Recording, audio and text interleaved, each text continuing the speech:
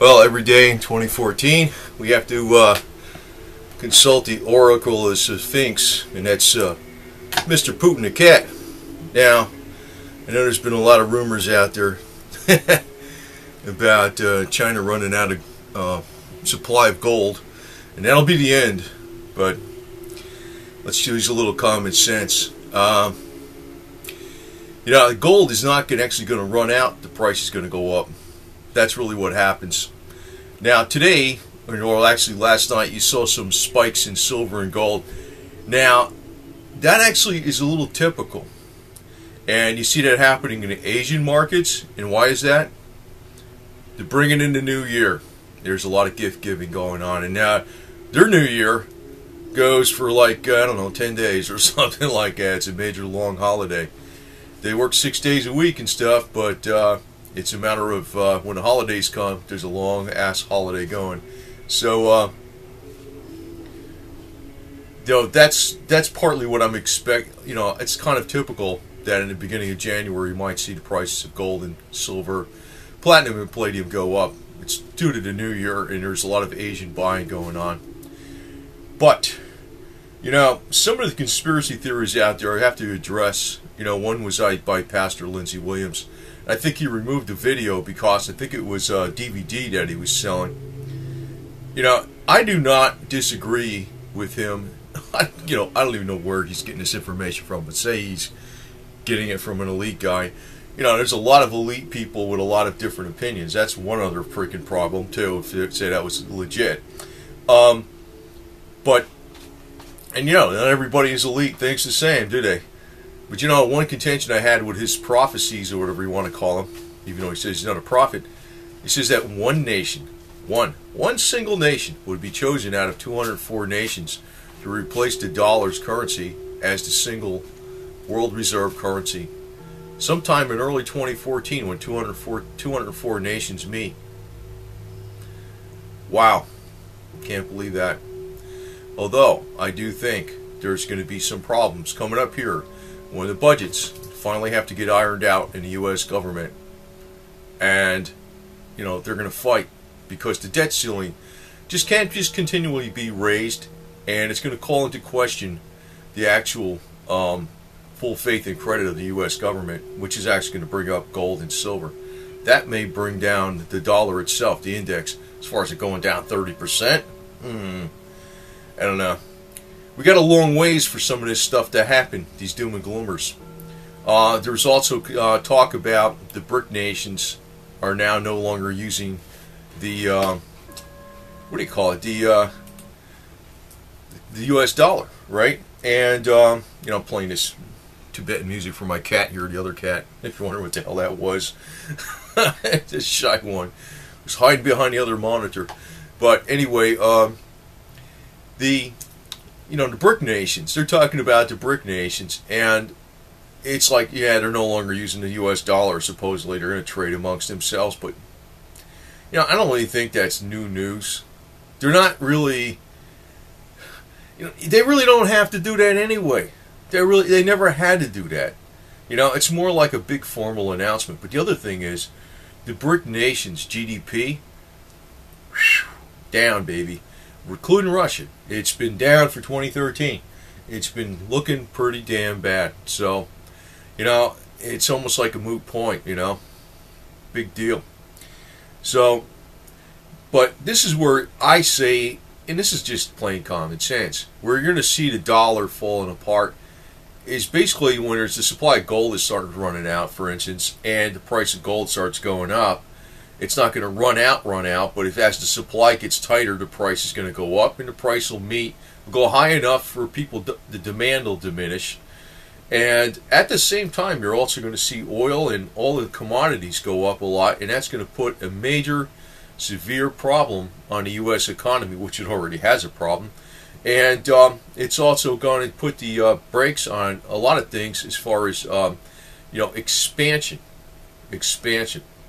Which, oil prices are going to do a lot of that too. Which I think that at that particular time, you're going to see possibly, $8 at the gas pump.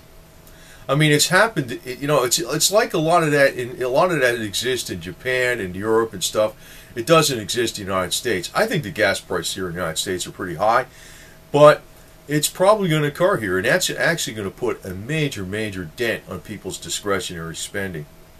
But at the same time, you're probably going to see silver, gold, platinum, and palladium go up. It seems like all commodities move together more or less.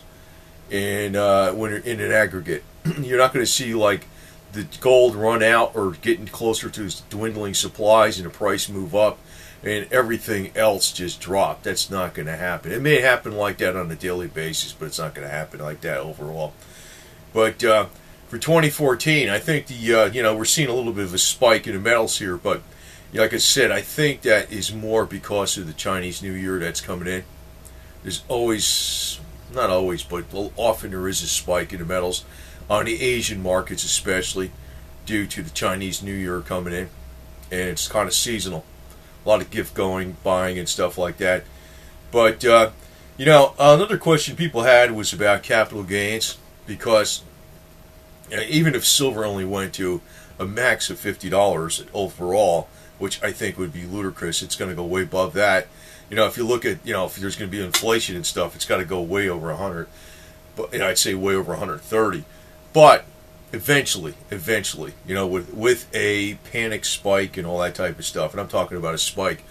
But the thing is, you know, what do you do about capital gains? You know, I know that is going to be one of the biggest problems going, because I think if the precious metals and oil and the commodities are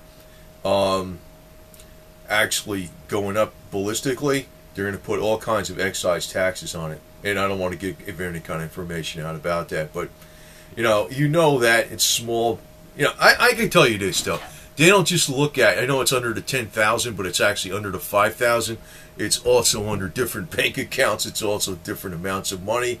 It's like $3,189, you know, $6,525 and different, you know, you better freaking work at it if you're going to be trying to play that game. I'm telling you right now. You know, you don't want to just be under $10,000 and anywhere near the same amounts, or dealing with the same place, the same bank, or anything like that if you're going to be playing that game.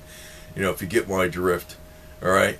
So, not that I want to give out that kind of advice, but I shouldn't. But, you know, if you're going to be doing that kind of stuff, you should be using a lot of different banks, a lot of different amounts.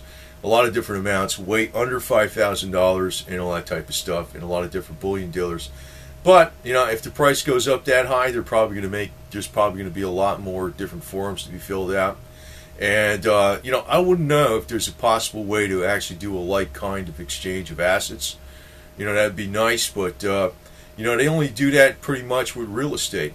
You know, when you're going from, and that means like kind exchange when you're going from real estate to real estate. So if you're buying, if you're precious metals and you want to get real estate, that's not going to be a like kind exchange.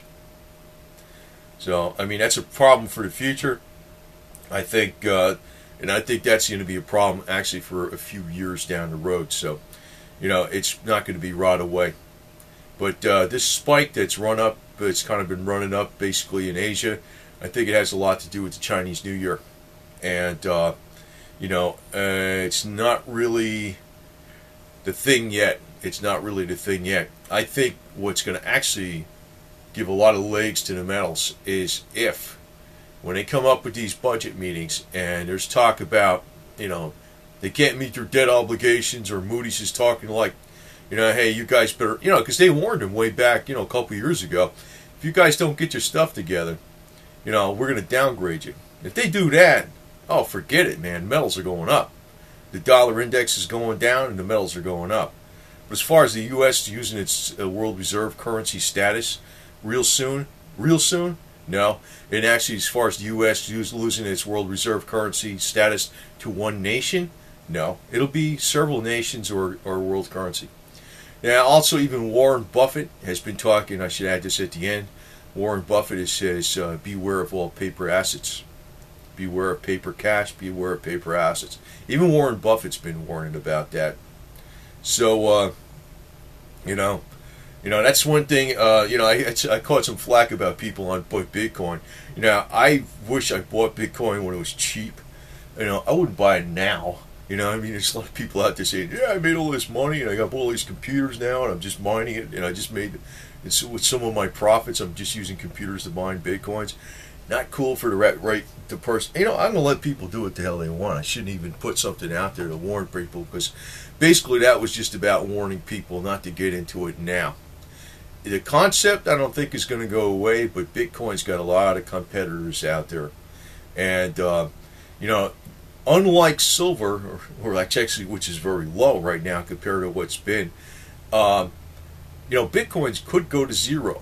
Why could Bitcoins go to zero? Because it's an electronic currency that has a lot of competitors, and there's been 50-something new electronic currency competitors in the market recently. And, you know, as of, to say, April 2013, there was like 54 new currencies that came out. So any one of those currencies could become the most popular currency, which would make Bitcoins down to zilch. It could actually go to zero. It could. Not that I think it is, but it could. Whereas stuff that you actually have real hard assets, you know, and actually this is my kind of like ad-libbing a little bit on Warren Buffett's warning. Paper cash and paper assets are getting dangerous. They're getting dangerous. So, and you know, it's going to come all at once. When it happens, it comes all at once in a flash flood. You know, when it's never a trigger that actually, it doesn't even have to be a trigger if the equities markets crash. I mean, they're not going to permanently crash, but it might be years before they recover really good. You never know. Just like with the metals, right? Everybody's saying, yeah, it's going to 50, it's going to 100, and crashed. It's a few years now. It's a few years now. It looks like the cycle's turning. It looks like the cycle's turning. So, you know, at this time, people are still negative, which is good.